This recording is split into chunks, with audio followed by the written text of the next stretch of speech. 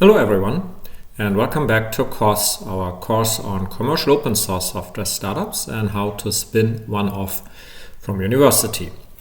We are in the home stretch, and today I will explain how to take the startup out of the university. So it's all about the process of funding and converting intellectual property that the university may own into property that the startup owns, how it acquires funding, and so forth. Details of fundraising, the funding ecosystem, will be covered in the next and final lecture. If you are a master student-based startup, then it will be easier here than what I'm describing here. Here I will focus on the university being in the mix, which usually means the startup is based on doctoral student work. So key topics are how the public project funding works, where the IP is that you need to acquire, how to transfer, how to value it, and so forth.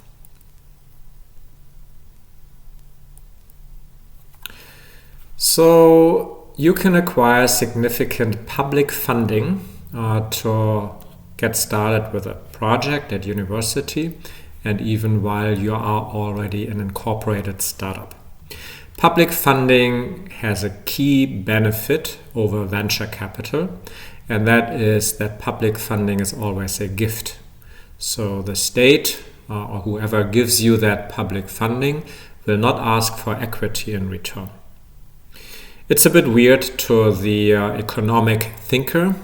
So for example, in this course, you have learned that you should price your products based on the value to customers. So you don't look at your cost, you look at the value that you're generating for customers. Public funding works exactly the other way around, meaning you ask for money to do something and you ask for your costs to be covered. Not for the value you're going to create, you ask for your costs to be covered, so usually salaries and so forth. And that may then be given to you, what you ask for, as a public grant or public project funding. There are also some other variants that are much less common. A university specializes in acquiring or helping acquire public project funding. Other variants are public loans. There's even some sort of public venture capital, but that works more like traditional venture capital, hence you will lose equity. So if you can get started with public project funding, it's certainly in the interest of the founders, as they are not losing any equity. This public funding comes in two stages. The first one is in the form of a grant to the university. For this, the startup may not have yet incorporated. So there is no legal entity, the startup, yet. Then the only recipient of public grants can be the university, even if the purpose is to spin off a startup. That can well be a purpose, it's just that you may not yet have found it. And indeed, this is what professors regularly do. They acquire grants to fund research work, to fund applied research, and some, like me, even focus on getting spin-off funding, startup funding for their research projects. Once you have incorporated, once there is a startup and maybe you are a founder, you can still acquire grants from the state for that. Direct startup funding, for example, there are dedicated funds, and not too shabby, not too little, to help your startup get going. And there will always be, not startup specific, but there are public funds for what's called pre-competitive research, where the state wants you to undertake some sort of applied research and development, which you have to argue would not get done because of the high risks if there wasn't funding through the state. So these are the two main sources of public funding if you have incorporated, if you are a startup. And here you can see it, how it plays out over time from a professor's perspective or from a university's perspective. Maybe something gets going as basic research, where there's very little thinking about a startup, perhaps. Then there's applied research, where already some thinking goes into a startup, but still all the funding is probably for research and helping doctoral students get their Ph.D. The spinning off phase then clearly has a focus on the startup and is different funds, which I will discuss in a bit. This is the time, the spinning off phase, where the money still comes in through the university to pay for salaries of the founders, and the company has not yet founded, but then has to be founded. So in the spinning off phase, somewhere in the middle, the actual incorporation of the startup needs to take place. The funds will still flow through the university until that grant is exhausted. And after that, the startup has to live on its own or possibly acquire some more public funding, but then it's the startup which asks for the funds and not the professor or the university any longer. So here are example funding sources, how much they fund. There's the obvious basic research funding that every professor knows from the Deutsche Forschungsgemeinschaft, from the European Research Council, what have you, and that funds any number of people. So simple DFG Sachbeihilfe funds one person. If you get one of the prestigious ERC grants, you get funding for 6 people, usually for a time frame of 3 years or sometimes 6 years, which can obviously carry a lot of weight and a lot of research. If you switch into an applied research phase, where maybe you're using your breakthrough innovation and apply it in a relevant context, work with companies or something, then maybe the BMWI, so the Ministry of Economy and Business, may be a good funder, or in general European Union funds, which tend to be applied as well. And that also easily funds a couple of people over a time frame of 1.5 years to 3 years for each grant. This is basic research, and applied research is when your mind is on research. Now comes the decision in your hearts, in your minds, that you are startup people.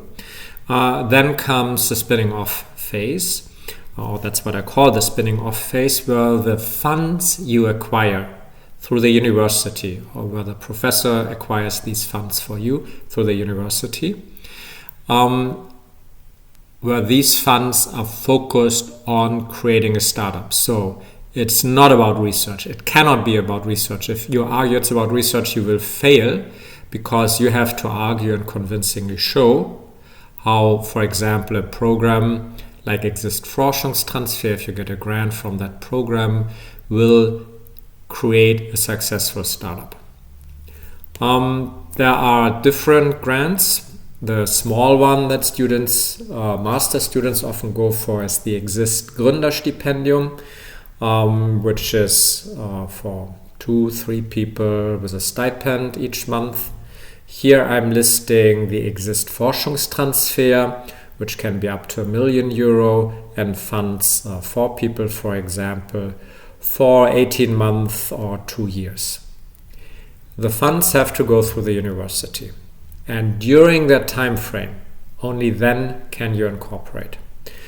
Now that you have incorporated, so you crossed this fat line in the middle of this table into step 4 or phase 4, where you are a startup, you can still acquire additional funding, for example, Exist 2, which is follow-on funding to the Exist Forschungstransfer, but is supposed to go straight to the startup rather than the university. So that's an example of funding for the startup by the state.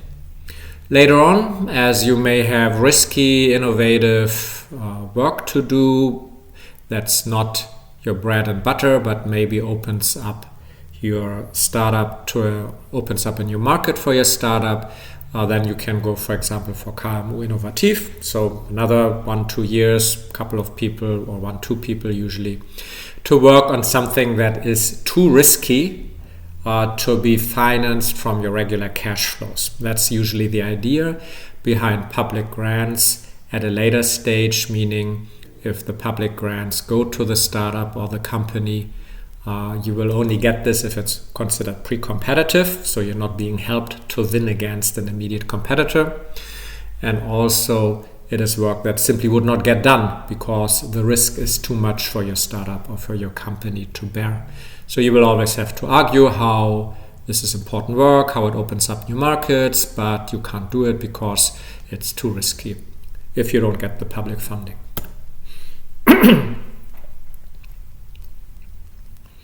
So that was the funding situation through public funding before maybe later on you go for venture capital.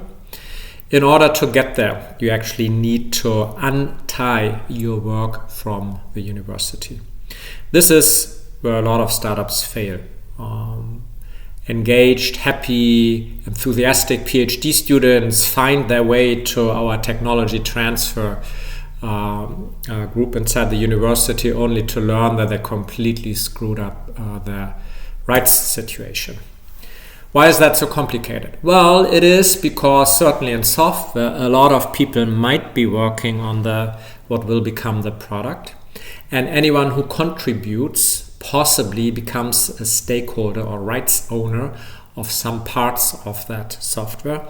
And untangling this for a PhD student after having maybe 20, 30 master students contributing to some project, untangling that is very hard. So you need to get it right from the beginning. And here is illustrated the rights situation. In terms of a software startup where people write code, the code may either belong to the individual or the university on different levels, the doctoral level or the bachelor student level. The difference is in whether it's volunteer work or work for hire. So let's walk through it in steps. A bachelor student or a master student, doesn't matter whether it's a final thesis, it could just be regular coursework. A bachelor or master student in that student role who contributes to a university project does so voluntarily. They choose the project, they choose the course, it's the code they write is theirs, and hence they have the copyright. And if that code makes it into the code base that the startup wants to go out with, then that student may own a piece, a little piece, or a larger piece of that code base. Again, if there's a long-running project over multiple years, master students may have contributed to a university project. There could be a lot of potential stakeholders if the university is not careful about it.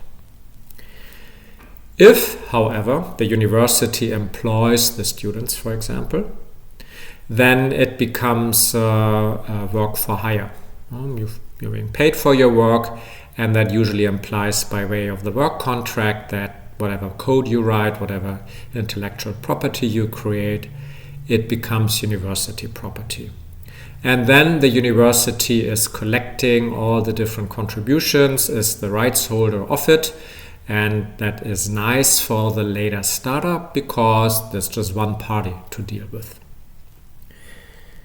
Now, the reality of software development is such that students who, as final thesis students, for example, contribute to a project by the university will often contribute, and at a later point of time, none of their work is left because it got replaced by later students. Yeah, that's very common. So it's not at all clear, given how code intermingles. Meaning, here's a line of code by that person, there's another line of code by another person, how to untangle that. But you have to.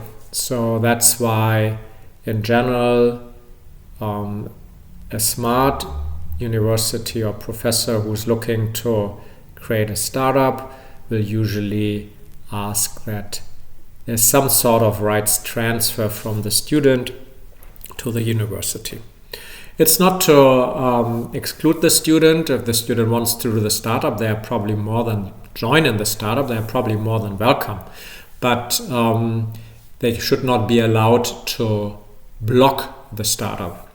Remember, copyright is an exclusion right. You can veto the use of your code. So if there is code left in the code base of a project that's forming the base for a startup, if there's code left by you, you would have a veto right. It may have long been removed and changed if it's been years that you actually contributed, but nevertheless, if it was left, you might have that veto right, and obviously those who are trying to do the startup won't like that and will have to fix it. Research fellows, wissenschaftliche MitarbeiterInnen, or Ph.D. students are in a similar role. If they are actually working on their doctoral degree, then they also own the work, even if they are salaried by the university, salaried employees. This is a special provision in the law where if the professor says you can work now to an employee of the university who they are managing, you can now work on your dissertation topic, and then you do it, and as part of that you write code that actually makes it into a project's code base. Then the doctoral student, the PhD student owns that part of the work. Which is, for example, why I do not accept that. I do not let my PhD students write code as part of their dissertation work that makes it into our projects. I want them to do startups with me, but it still has to be university property. So to achieve that, we need to make sure that the dissertation does not involve any coding, even if it's based on the research projects they undertake as part of their salaried work. That salaried work is where they write the code. That's where they are employees of the university.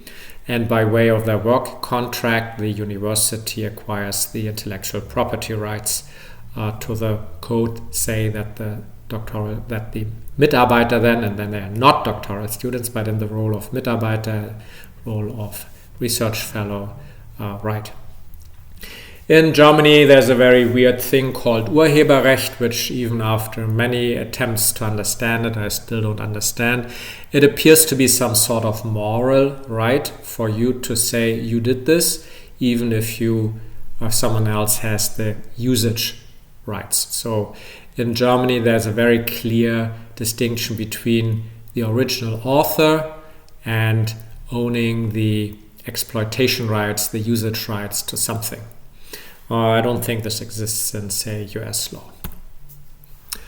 And being a professor has some perks, lots of downsides, but some perks, and one is that whatever I do, as far as I understand the law, is basically my property.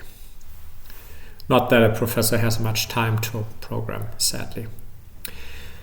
As a consequence, for a professor, for entrepreneurially minded students, PhD students, wissenschaftliche MitarbeiterInnen, we need to make sure that there's a clean intellectual property situation. I ensure that all intellectual property rights accrue to the university by way of paid work, by way of a contributor agreement, and also then the university doesn't acquire it, but if it's open source, the university, like everyone else, gets a usage right. So you can do so before you start the work.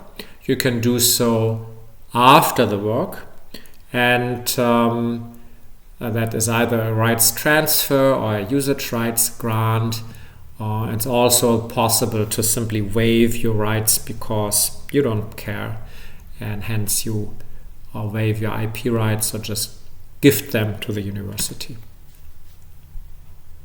This all sounds perhaps very strict and serious.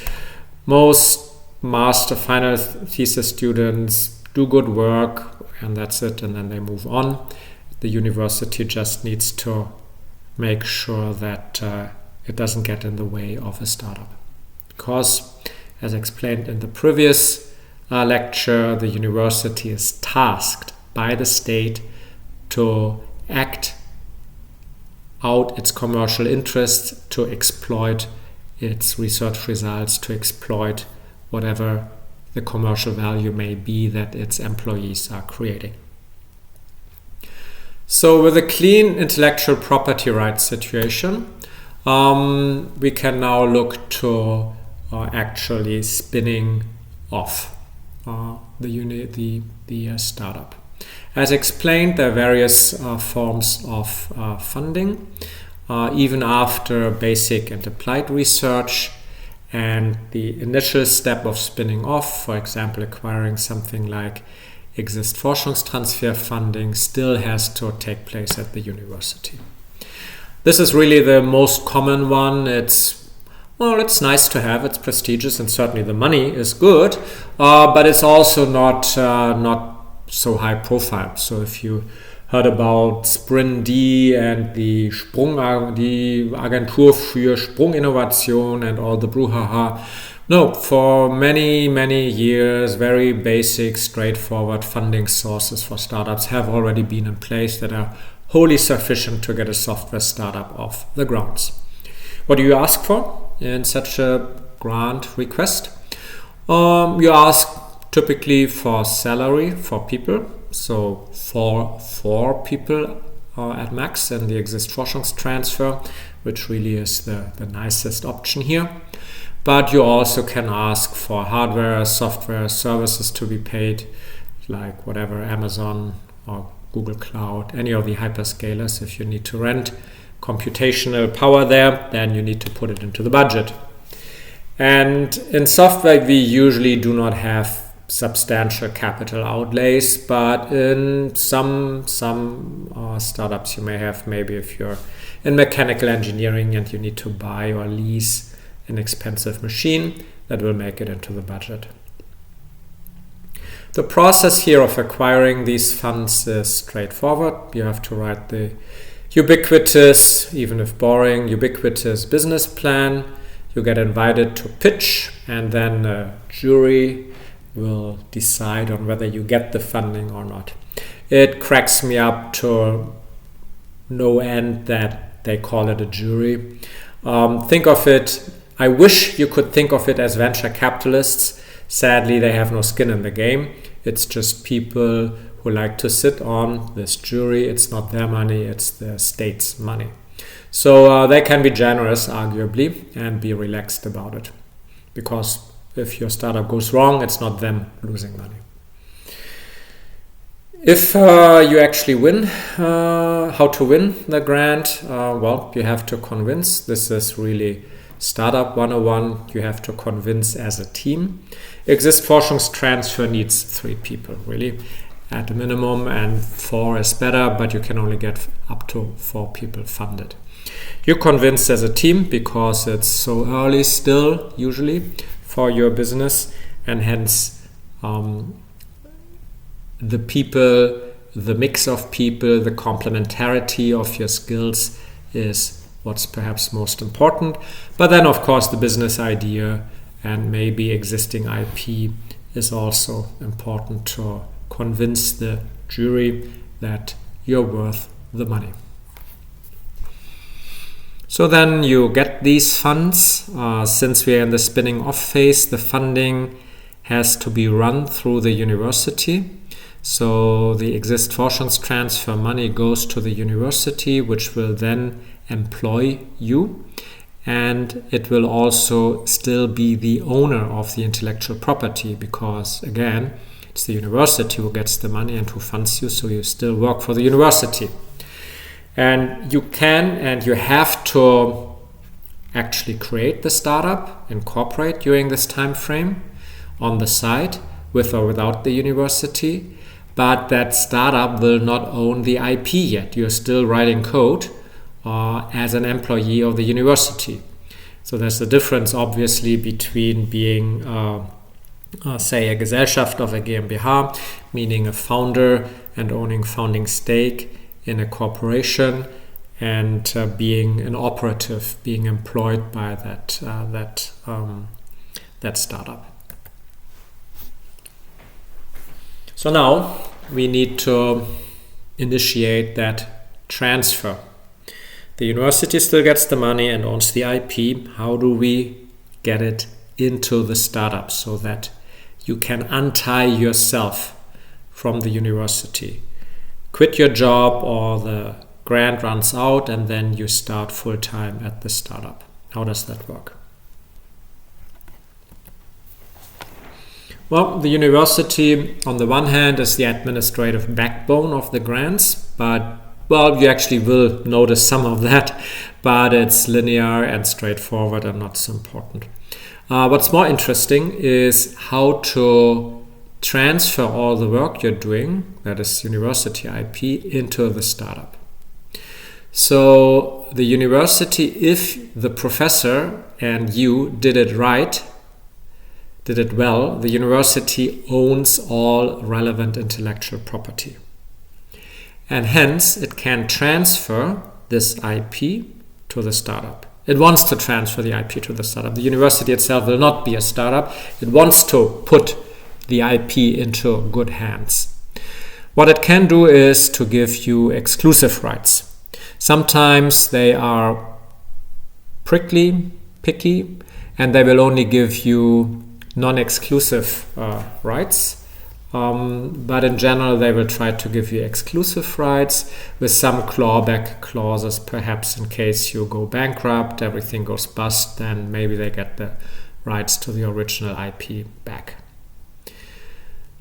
If there is open source involved, well, then it has already been open sourced. That's what we're doing here. Then maybe you get the exploitation rights or the copyright as well, but since it's open source, they may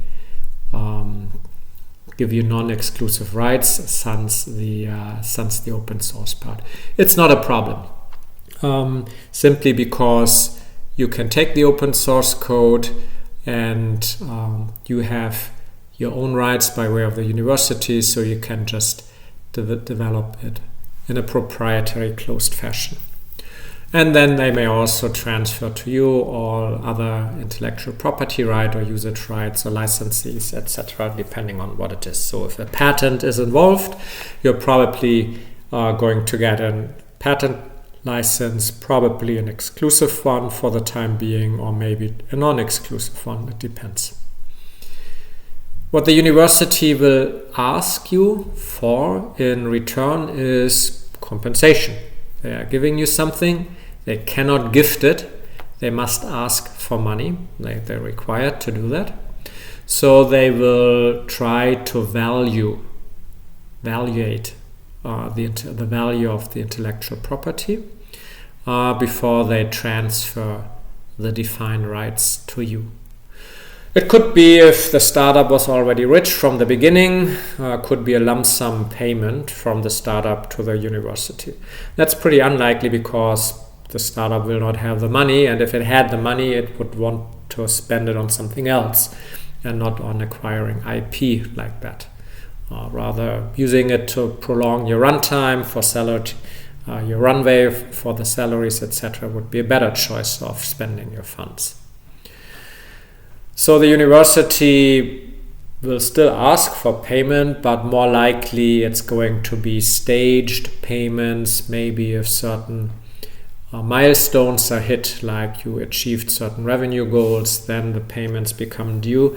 There's a lot of negotiation room here with the university. The university might also ask for founders' equity. Then maybe there's no direct financial compensation, and the university just owns a stake in the startup. You would think that this is common. It's actually not. And the reason for why universities often do not want equity in the startup, and you should be happy if they don't ask for equity, is because they are stretched thin. Who is going to represent the university's interests in the board or on the board or in the Gesellschafterversammlung of a German Kapitalgesellschaft?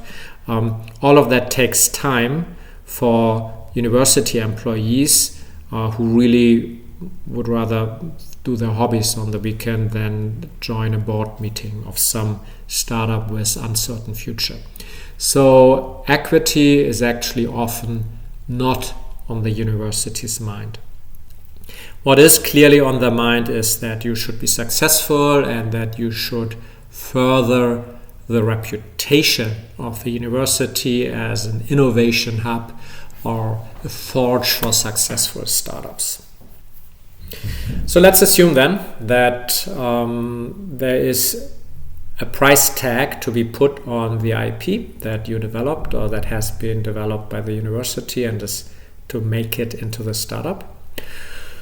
There are various ways of doing that.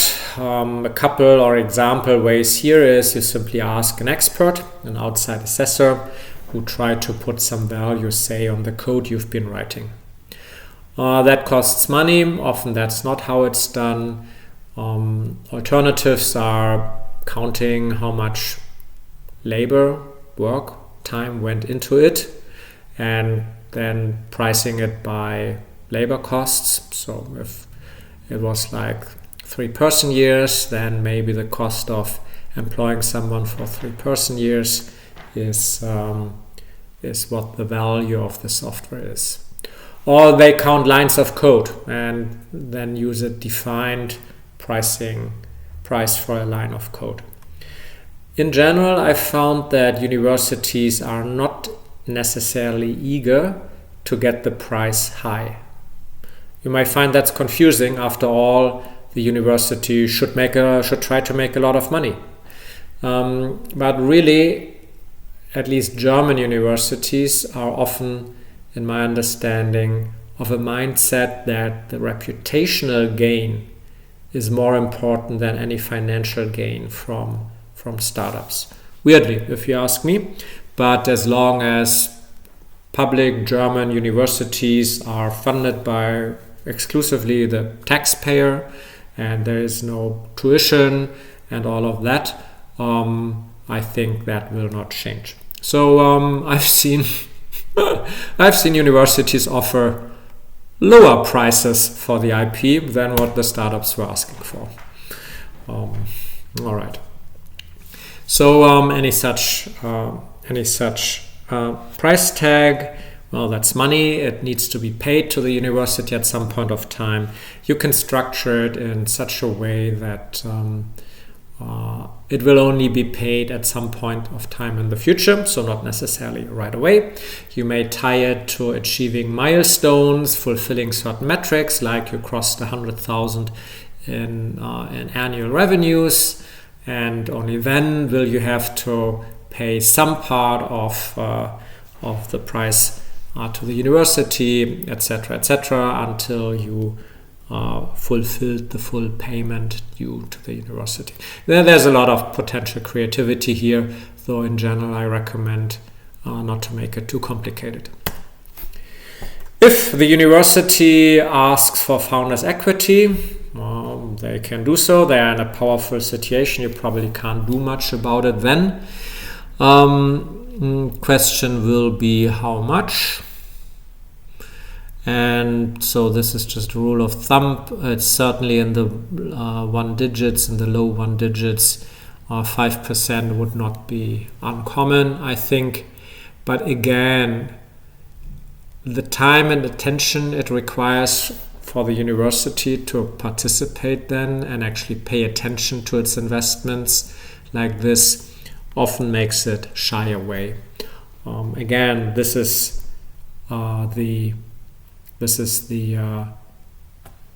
at FAU technology transfer office, which would have to send its employees to be on board meetings again, and I'm not sure they like that very much.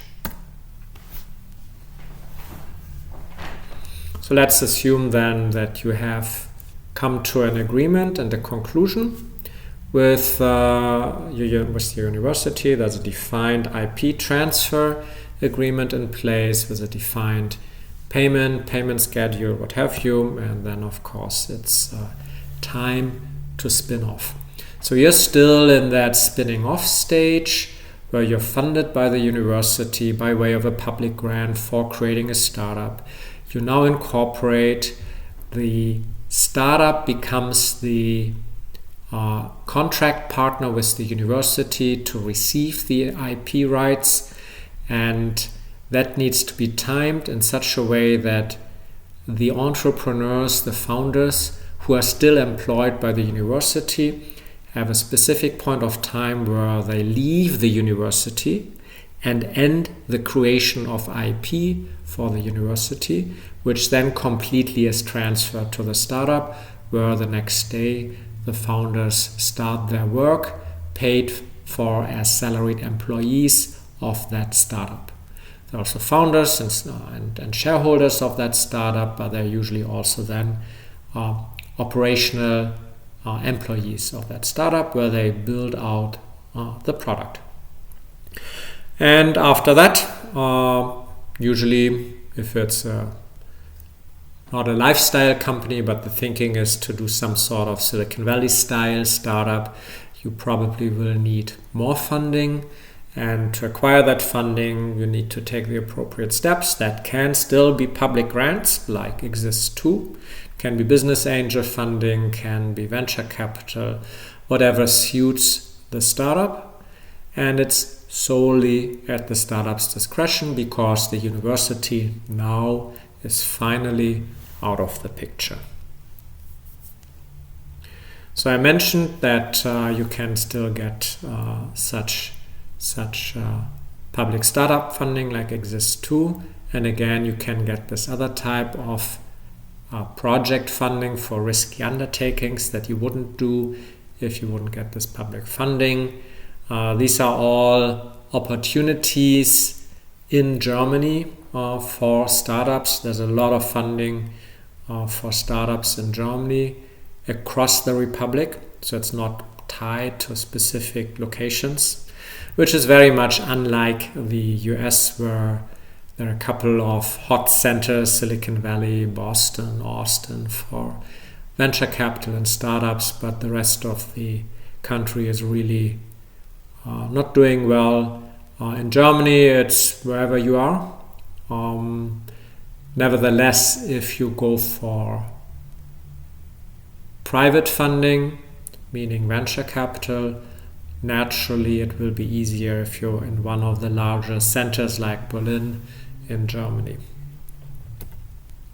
So that's it today, a bit shorter, maybe to be expanded in the future, on how public project funding works for the startup, how the startup spins off from the university, has to negotiate the IP transfer to the startup, and how you can possibly continue using more public funding.